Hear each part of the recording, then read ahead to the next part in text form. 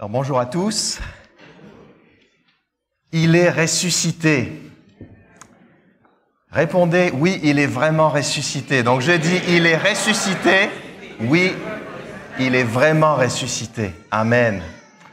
Alors, ma difficulté en tant que chrétien, c'est que je peux dire ça, il est ressuscité, sans trop me rendre compte de ce que je dis, parce que je connais ce message depuis tellement longtemps.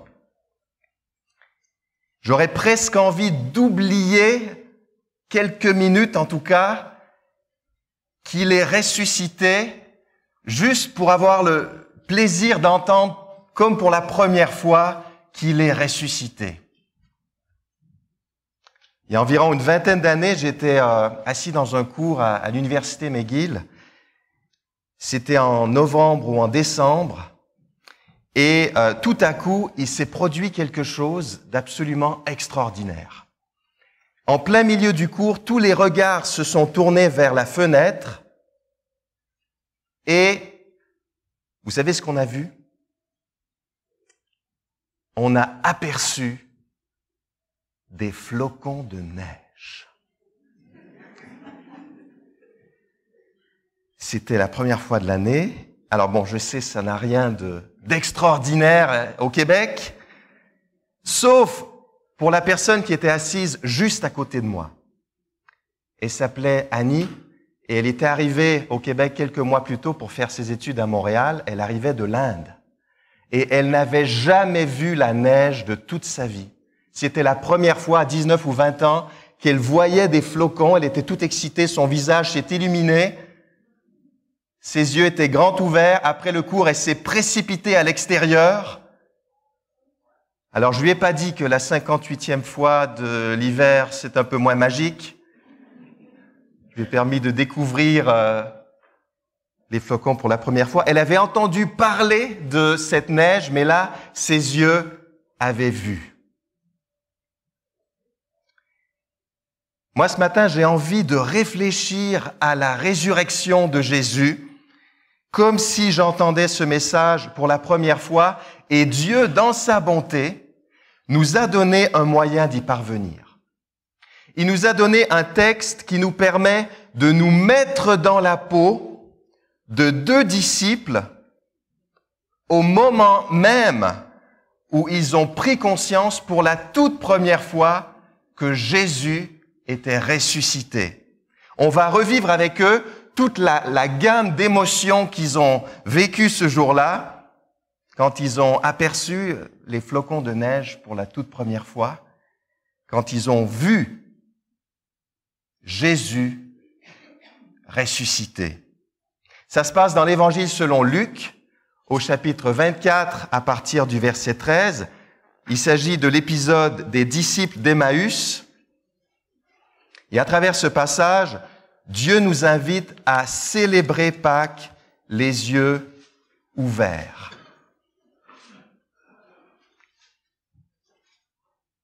Le récit se déroule un dimanche. Ce même jour, tôt le matin, les femmes, certaines femmes, dont Marie-Madeleine, Jeanne et Marie, mère de Jacques, se rendent au tombeau de Jésus et elles trouvent le tombeau vide. Deux anges leur apparaissent et leur annoncent que Jésus est vivant. Alors les femmes s'empressent d'aller annoncer cette nouvelle aux disciples, mais c'est vrai que leur témoignage est un peu difficile à croire. Pierre court au tombeau et il constate à son tour l'absence de Jésus. Il est étonné, mais il n'est pas encore tout à fait convaincu.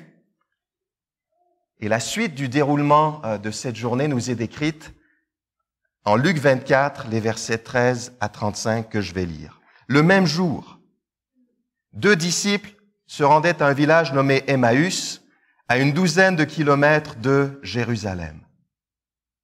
Ils s'entretenaient de tous ces événements. Pendant qu'ils échangeaient ainsi leurs propos et leurs réflexions, Jésus lui-même s'approcha d'eux et les accompagna. Mais leurs yeux étaient incapables de le reconnaître. Il leur dit, « De quoi discutez-vous en marchant ?» Ils s'arrêtèrent, l'air attristé. L'un d'eux, nommé Cléopas, lui répondit, « Es-tu le seul parmi ceux qui séjournent à Jérusalem qui ne sache pas ce qui s'y est passé ces jours-ci? Quoi donc? Leur demanda-t-il. Ce qui est arrivé à Jésus de Nazareth, c'était un prophète qui agissait et parlait avec puissance devant Dieu et devant tout le peuple. Nos chefs des prêtres et nos dirigeants l'ont livré aux Romains pour le faire condamner à mort et clouer sur une croix. Nous avions espéré qu'il était celui qui devait délivrer Israël, mais hélas, voilà déjà 3 jours que tout cela est arrivé. Il est vrai que quelques femmes de notre groupe nous ont fort étonnés. Elles sont allées au tombeau très tôt ce matin, mais elles n'ont pas trouvé son corps et sont venues raconter qu'elles ont vu apparaître des anges qui leur ont assuré qu'il est vivant. Là-dessus, quelques-uns de ceux qui étaient avec nous se sont aussi rendus au tombeau. Ils ont bien trouvé les choses telles que les femmes les ont décrites, mais lui, ils ne l'ont pas vu. Alors Jésus leur dit, « Ah, hommes sans intelligence, vous êtes bien lents à croire tout ce que les prophètes ont annoncé. Le Messie ne devait-il pas souffrir toutes ces choses avant d'entrer dans sa gloire? » Alors, commençant par les livres de Moïse et parcourant tous ceux des prophètes, Jésus leur expliqua ce qui se rapportait à lui dans toutes les Écritures. Entre-temps, ils arrivèrent près du village où ils se rendaient. Jésus sembla vouloir continuer sa route, mais ils le retinrent avec une vive insistance en disant « Reste donc avec nous, tu vois, le jour baisse et le soir approche. » Alors il entra dans la maison pour rester avec eux. Il se mit à table avec eux, prit le pain, et après avoir prononcé la prière de bénédiction, il le partagea et le leur donna. Alors, leurs yeux s'ouvrirent et ils le reconnurent. Mais déjà, il avait disparu. Et ils se dirent l'un à l'autre, « N'avons-nous pas senti comme un feu dans notre cœur pendant qu'il nous parlait en chemin et qu'il nous expliquait les Écritures ?» Ils se levèrent sur l'heure et retournèrent à Jérusalem et y trouvèrent les 11 réunis avec leurs compagnons. Tous les accueillirent par ces paroles. « Le Seigneur est réellement ressuscité, il s'est montré à Simon. » Alors les 2 disciples racontèrent à leur tour ce qui leur était arrivé en chemin et comment ils avaient reconnu Jésus au moment où il avait partagé le pain. Prions. Seigneur, nous te demandons de t'adresser à nous par l'Écriture, par ce texte que nous avons lu, que ton Esprit nous parle, qu'il nous ouvre les yeux pour que nous puissions voir Jésus ressuscité. En son nom. Amen. Je ne sais pas si vous avez déjà entendu parler de l'œil magique. L'œil magique, c'est un livre qui contient des images abstraites qui ont été créées à l'ordinateur. Quand on les regarde rapidement, ces images abstraites n'ont rien de particulier, mais quand on les observe de plus près, on arrive, ou en tout cas certaines personnes arrivent après un moment, à voir une nouvelle image beaucoup plus concrète, celle-là qui apparaît sur la page et qui est même en 3 dimensions. C'est tout simplement un jeu d'illusion qui a été conçu à l'ordinateur, donc c'est pas vraiment magique, mais on appelle quand même ça l'œil magique. Mais on peut quand même dire que cet œil magique possède un certain pouvoir, si je peux m'exprimer ainsi, et c'est le pouvoir de séparer la population en 2. Il y a quelques années, on avait l'habitude, Laura et moi, de laisser traîner à la maison notre œil magique, enfin le livre, et nos invités avaient tout le loisir d'ouvrir ce livre et de regarder. Et c'est vrai que nos invités étaient très naturellement divisés en 2 groupes. Il y avait ceux qui voient les nouvelles images qui apparaissent après un moment, on se concentre bien, ou peut-être qu'il ne faut pas trop se concentrer, je ne sais plus. Et il y avait ceux qui ne voient pas, groupe auquel j'appartiens.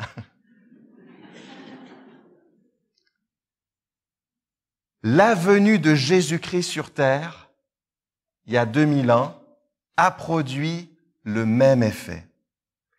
Cette venue a divisé l'humanité en 2. Il y a ceux qui voient qui il est et il y a ceux qui ne voient pas qui il est.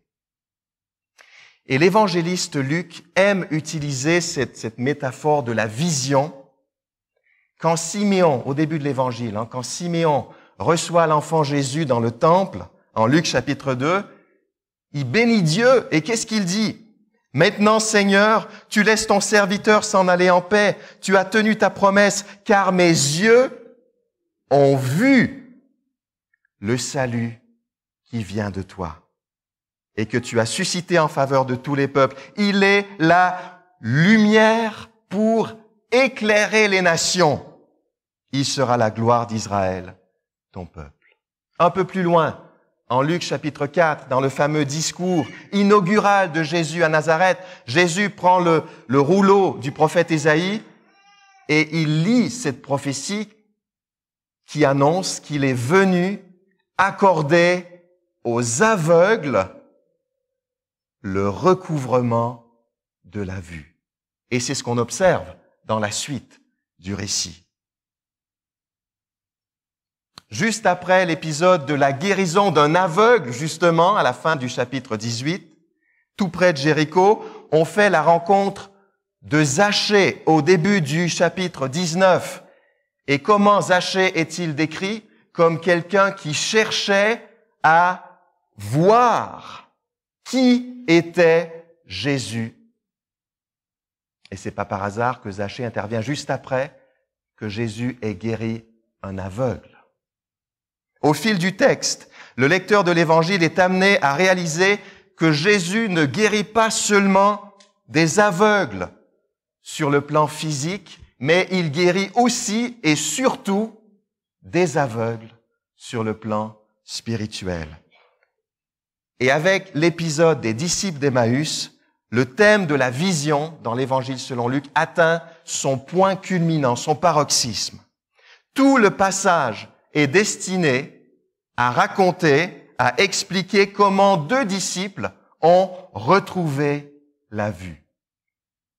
Au verset 16, donc vers le début de l'épisode, on lit ceci, « Mais leurs yeux étaient incapables de le reconnaître. » Et au verset 31, donc vers la fin de l'épisode, cette fois, on lit, « Alors leurs yeux s'ouvrirent et ils le reconnurent. » Alors la question, c'est qu'est-ce qui s'est passé entre le verset 16 et le verset 31? Qu'est-ce qui a permis à ces deux disciples de retrouver la vue? Par la résurrection de Jésus, Dieu a ouvert les yeux des disciples d'Emmaüs et par la résurrection de Jésus, Dieu veut ouvrir nos yeux. Je vous propose deux étapes pour parcourir ce texte. Premièrement, les disciples aveuglés et deuxièmement, les disciples éclairés. On commence avec les disciples aveuglés. Ce passage, il est plein d'ironie, il est plein d'humour pour une raison simple. Nous, les lecteurs, comme les premiers lecteurs de Luc d'ailleurs, on en sait beaucoup plus que ces deux disciples. Et Luc joue là-dessus. Il joue sur le fait que lui, Luc, comme ses lecteurs, connaissent déjà la fin de l'histoire, alors que les deux disciples, ils se retrouvent dans l'histoire. Et ils ne savent absolument pas comment tout ça va se terminer. Ils ont même l'air un peu fous par moment. Mais l'objectif, c'est pas de se moquer d'eux. L'objectif, c'est d'arriver à se mettre dans leurs souliers ou dans leurs sandales, peut-être. Alors, on va voir 4 manifestations de l'aveuglement de ces deux disciples. Au verset 13, on apprend que le dimanche, 2 des disciples quittent Jérusalem, ils se rendent vers Emmaüs, un village situé à peu près 12 kilomètres de Jérusalem. Ces 2 hommes rentrent probablement chez eux après une journée pleine d'émotions et sur le chemin, ils discutent intensément des événements récents. D'une part, ils ont assisté à la scène horrible de la crucifixion de leur maître. D'autre part, ce même jour, ils ont entendu le témoignage des femmes qui les a laissés perplexes. Et là, ils essaient de digérer et de comprendre ce qui s'est passé. Selon le verset 15, ils échangeaient leurs propos et leurs réflexions. Ils réfléchissent tout haut, à deux, et ils essaient de se remettre du coup dur qu'ils viennent d'encaisser. Puis au verset 15, Luc mentionne que Jésus s'approche discrètement et qu'il se met à les accompagner sur le chemin. Alors ils sont plus à 2, ils sont maintenant à 3. Le troisième personnage, c'est pas n'importe qui, il s'agit de Christ ressuscité, sauf que leurs yeux, sont incapables de le reconnaître, d'après le verset 16. Quand Jésus leur demande de quoi ils discutent, au verset 17, ils s'arrêtent. Ils sont un peu déstabilisés par cette question. Ils ont la boule dans la gorge, ils ont l'estomac noué. Première manifestation de leur aveuglement. Pour les disciples, c'est jour de deuil. Je ne sais pas si on peut faire avancer. C'est jour de défaite. Ils ont l'air attristés. Qu'est-ce que nous savons qu'ils ne savent pas? Nous savons que celui qui peut changer leur tristesse en joie est juste là, à leur côté. Ça, ils l'ignorent pour l'instant. Et non seulement les disciples sont tristes, mais tout à coup, ils pensent halluciner, non pas parce qu'ils croient avoir vu un revenant, mais parce qu'ils ne peuvent pas concevoir que qui que ce soit ne soit pas au courant de ce qui s'est passé. C'est un peu comme se rendre au bureau à New York le 12 septembre 2001, le lendemain du 11 septembre, sans savoir ce qui s'est passé la veille. Comme si de rien n'était. On s'installe au bureau tranquillement, on se fait un petit café, alors que tout le monde autour de soi est absolument anéanti pour ceux qui ont réussi à venir, peut-être dans les parties non touchées de la ville. Verset 18, l'un d'eux, nommé Cléopas, lui répondit, « Es-tu le seul parmi ceux qui séjournent à Jérusalem qui ne sachent pas ce qui s'y est passé ces jours-ci » Quoi donc leur demanda-t-il. Ce qui est arrivé à Jésus de Nazareth, c'était un prophète qui agissait et parlait avec puissance devant Dieu et devant tout le peuple. Nos chefs des prêtres et nos dirigeants l'ont livré aux Romains pour le faire condamner à mort et clouer sur une croix. Deuxième manifestation de leur aveuglement. Pour les disciples, Jésus est le seul à ne pas savoir ce qui s'est produit à Jérusalem. Qu'est-ce que nous savons qu'ils ignorent? Nous savons que Jésus est le seul à vraiment savoir ce qui s'est produit à Jérusalem. Non seulement il sait intellectuellement ce qui s'est passé, mais il le sait par expérience. Sa connaissance de la crucifixion n'a rien à voir avec la leur. Eux, ils n'ont été que spectateurs de cette crucifixion. Lui, il en a été la victime, il l'a vécu. Troisième manifestation d'aveuglement, pour les disciples, la crucifixion de Jésus a éliminé tout espoir de délivrance. Verset 21, « Nous avions espéré qu'il était celui qui devait délivrer Israël, mais hélas, voilà déjà 3 jours que tout cela est arrivé. » Alors ici, le lecteur est censé se régaler parce qu'il en sait plus que les voyageurs. Les disciples sont déçus parce que Christ n'a pas délivré Israël comme eux s'y attendaient. Alors qu'en réalité, précisément par sa mort sur la croix, Christ a accompli une délivrance qui dépasse de loin celle qu'ils attendaient. Et une délivrance dont Israël ne sera pas le seul bénéficiaire. Qu'est-ce que nous savons que les 2 disciples ne savent pas? Nous savons que la croix est précisément l'unique source de délivrance. Comme la plupart des Juifs de leur époque, les 2 disciples attendaient une délivrance politique, une délivrance militaire de la domination des Romains, mais Jésus est mort pour délivrer Juifs et non-Juifs de l'esclavage du péché. Enfin, dans les versets 22 à 24, l'aveuglement des disciples atteint son comble. Plus tôt ce jour-là, ils ont entendu le témoignage des femmes à qui des anges sont apparus et qui ont déclaré que Jésus est vivant. Or, quand certains disciples se sont rendus au tombeau pour examiner la question, ils n'ont pas vu Jésus. Tout était conforme à ce que les femmes avaient raconté, certes, mais où était Jésus? Quatrième manifestation de leur aveuglement, pour les disciples, il est problématique que les autres disciples n'aient pas encore vu Jésus. Qu'est-ce que nous savons, nous, les lecteurs? Nous savons que c'est le ressuscité qui se trouve en face d'eux. Qu'importe si les autres disciples n'ont pas encore vu Jésus, eux, ils sont en train de le regarder. Voilà 4 manifestations de leur aveuglement. Alors c'est tentant, quand on lit tout ça, de se sentir peut-être supérieur aux disciples d'Emmaüs, un peu moins ignorant, un peu plus éclairé. Mais bon, nous on connaît la suite. On sait que Jésus est ressuscité. Et avant de regarder de haut nos 2 amis, posons-nous la question, sommes-nous parfois aveuglés comme eux? En particulier, comment est-ce qu'on réagit quand le plan de Dieu se réalise dans notre vie à travers la souffrance, la faiblesse, la défaite apparente, l'abandon, le découragement?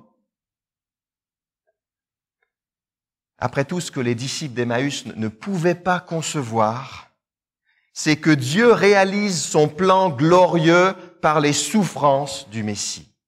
Pour eux, c'était inconcevable.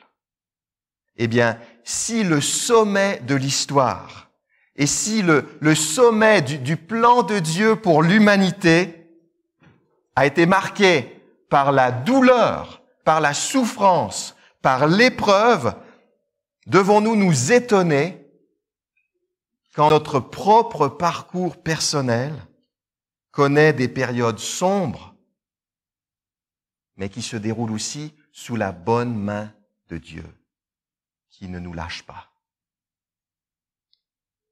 Les projets souverains de Dieu se réalisent souvent à travers la souffrance.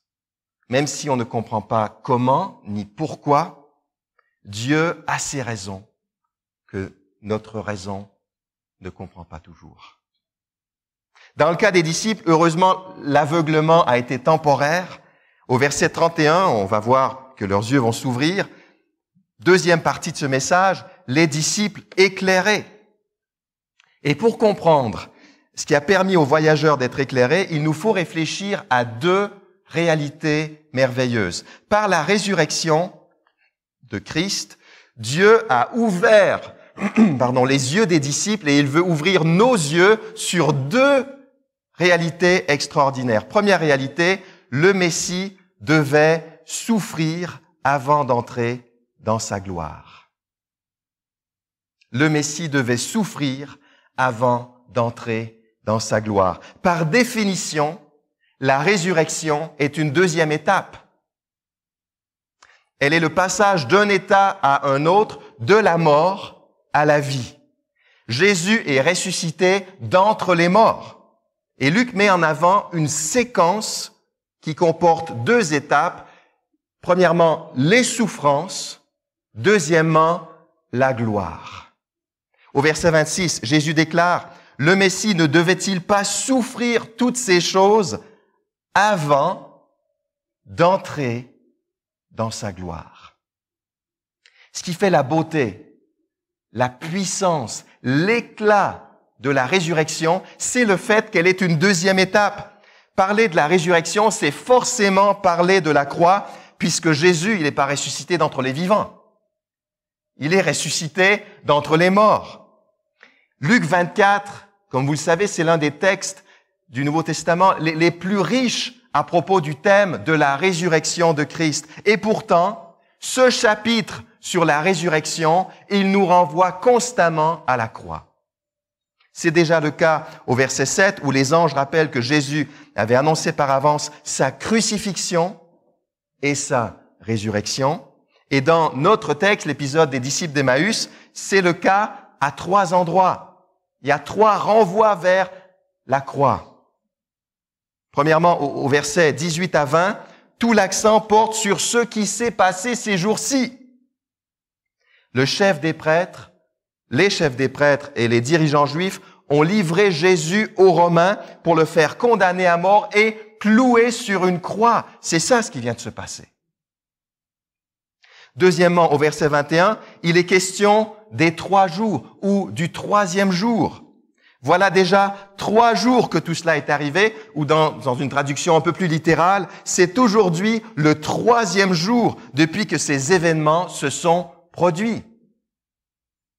À 6 reprises dans l'Évangile selon Luc, la résurrection est associée au 3e jour. Luc martèle cette expression. Le 3e jour. Le 3e jour. Le 3e jour. Le 3e jour après quoi? Après la croix, en comptant vendredi, samedi, dimanche. Quand Luc parle de la résurrection le 3e jour, le point de référence, c'est le jour 1. C'est le jour de la crucifixion. Et enfin, 3e référence à la croix dans notre texte, dans les versets 28 à 30, on découvre, et là c'est extraordinaire, on découvre les circonstances précises dans lesquelles les disciples ont finalement reconnu Jésus. Quand les 3 voyageurs arrivent à Emmaüs, Jésus est invité avec grande insistance à se joindre aux 2 autres pour le repas du soir. Et autour de la table, Jésus, qui est pourtant l'invité, il prend le pain, il prononce la prière de bénédiction et il partage le pain et il le donne à ses amis. Et c'est au moment précis où Jésus accomplit ces gestes que les yeux des disciples s'ouvrent. Jésus peut maintenant disparaître parce que sa mission est accomplie. C'est au moment du partage du pain que les disciples ont reconnu Jésus. Pourquoi?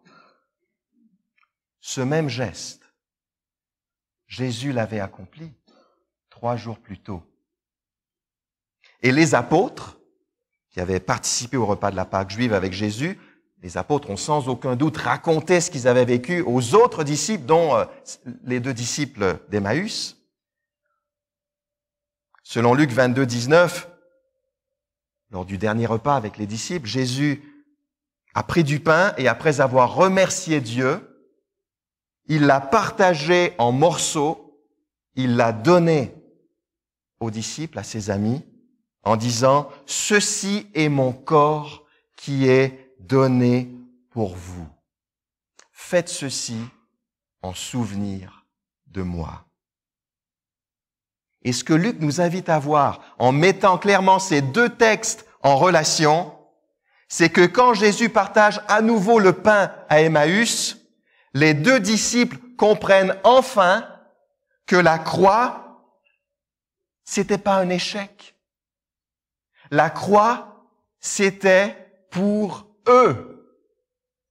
Ceci est mon corps, avait dit Jésus, qui est donné pour vous, les disciples. Les disciples d'Emmaüs, comme tous les autres, s'attendaient à ce que Jésus entre dans la gloire du royaume en une seule étape, d'un seul coup. Dans le même élan, il nous libère des Romains, il établit le royaume pour Israël et il détruit tous ses ennemis. Les disciples n'avaient pas envisagé l'étape intermédiaire de la croix, même si Jésus, il avait quand même été très clair sur la question.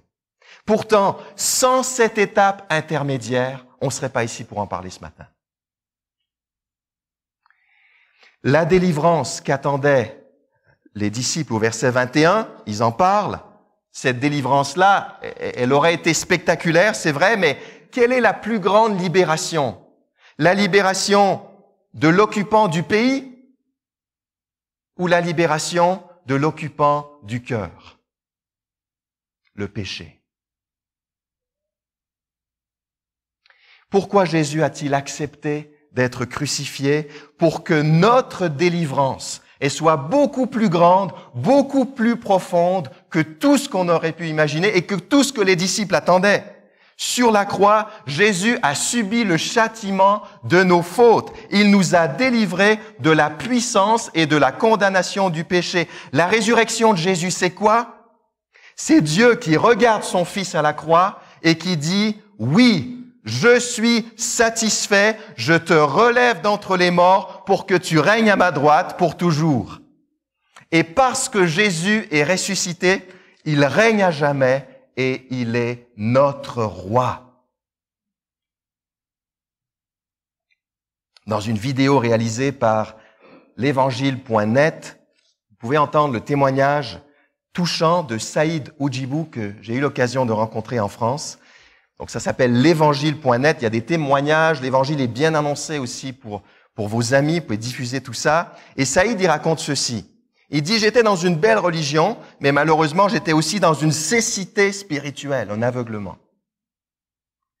Et Jésus m'a ouvert les yeux. J'ai un arrière-plan musulman. Nous sommes arrivés en France, comme beaucoup d'immigrés, depuis le Maroc, pour des raisons économiques. Alors, je ne vais pas tout vous raconter. Vous pouvez voir l'ensemble sur YouTube ou sur l'évangile.net.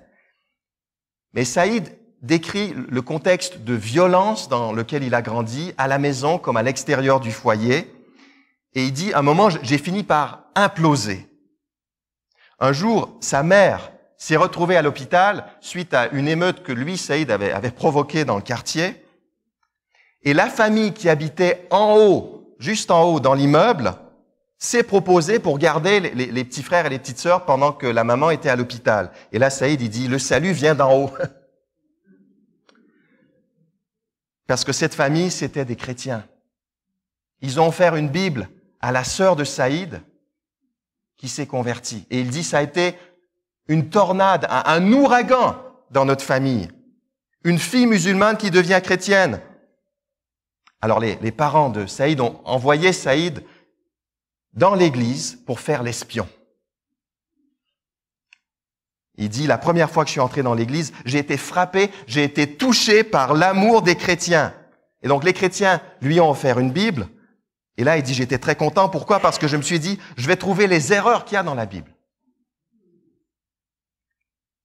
Mais en essayant de découvrir les erreurs, il dit, j'ai été subjugué par la figure de Jésus. J'ai été touché par Jésus qui m'a ouvert les yeux du cœur. Parce que j'étais réellement aveugle spirituellement. Mais Yeshua al-Massia, le Messie, m'a ouvert les yeux. La première chose que j'ai découverte, c'est que j'étais mauvais, que j'étais pécheur. J'étais séparé de Dieu à cause de mon péché et j'ai pleuré sur ma méchanceté. J'ai pleuré sur ma dureté de cœur.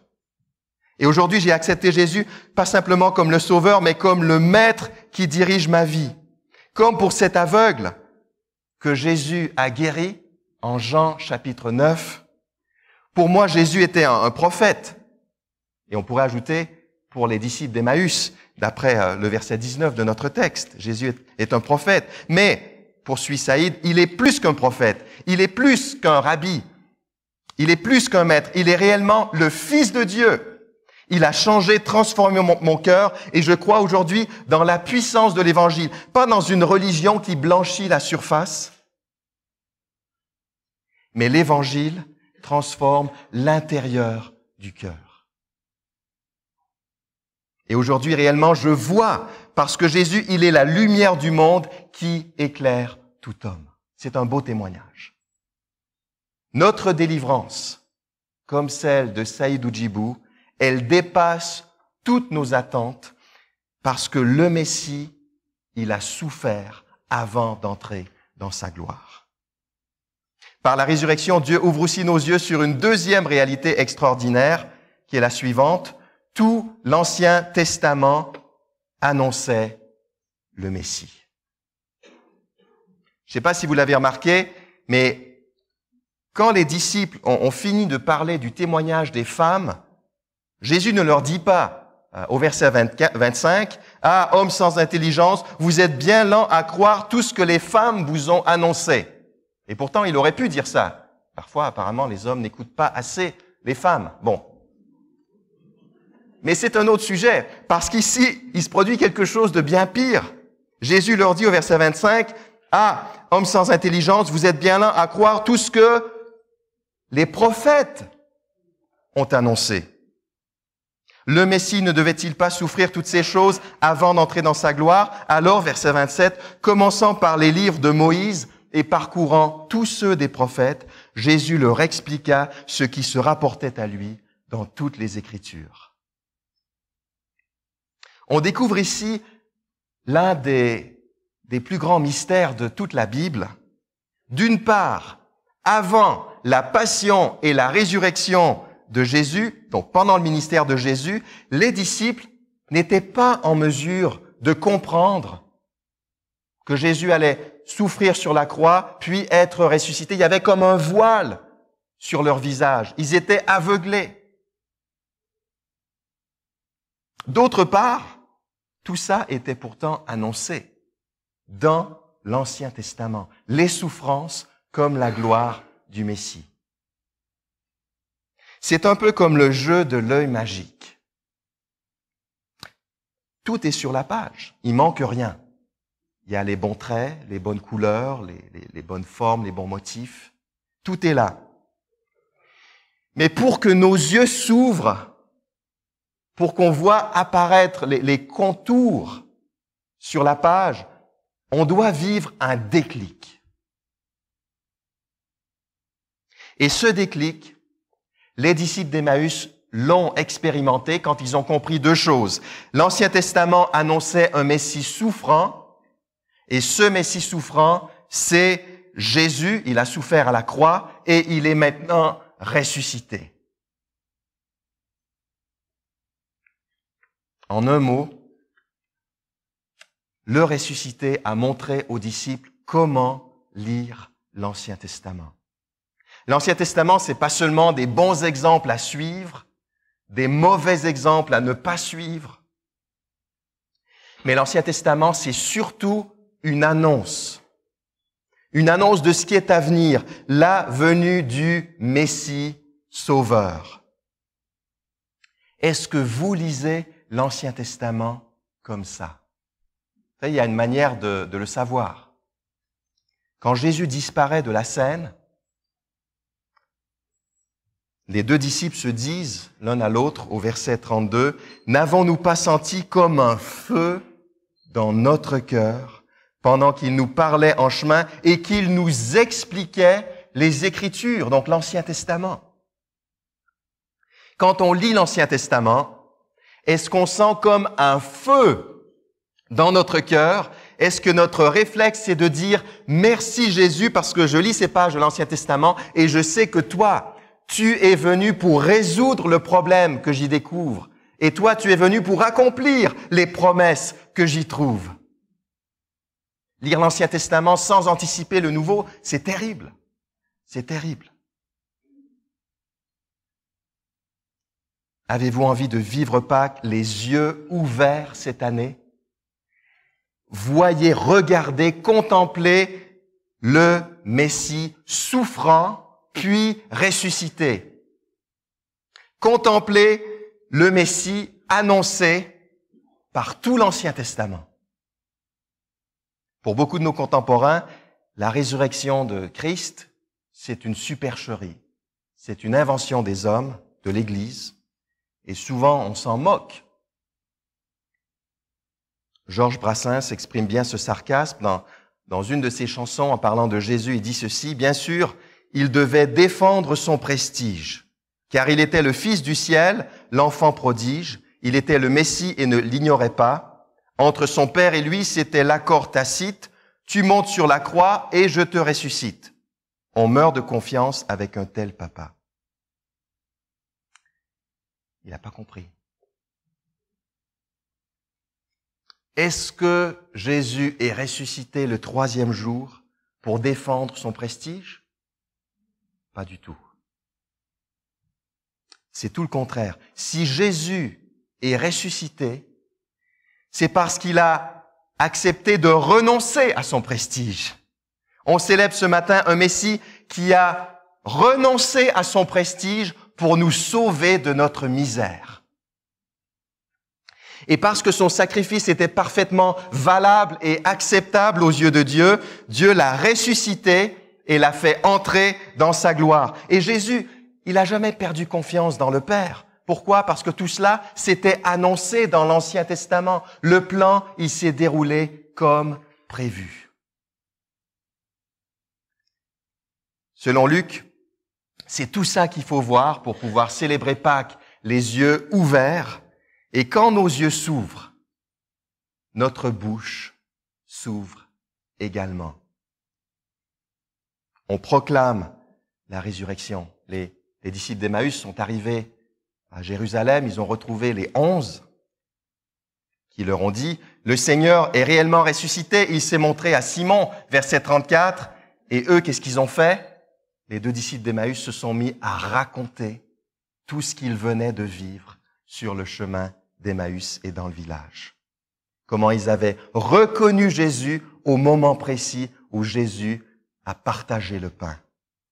Proclamons à notre tour que Jésus est ressuscité parce que nos amis ont autant besoin que nous d'entendre cette bonne nouvelle. Alors c'est vrai, tous ne verront pas les choses comme nous,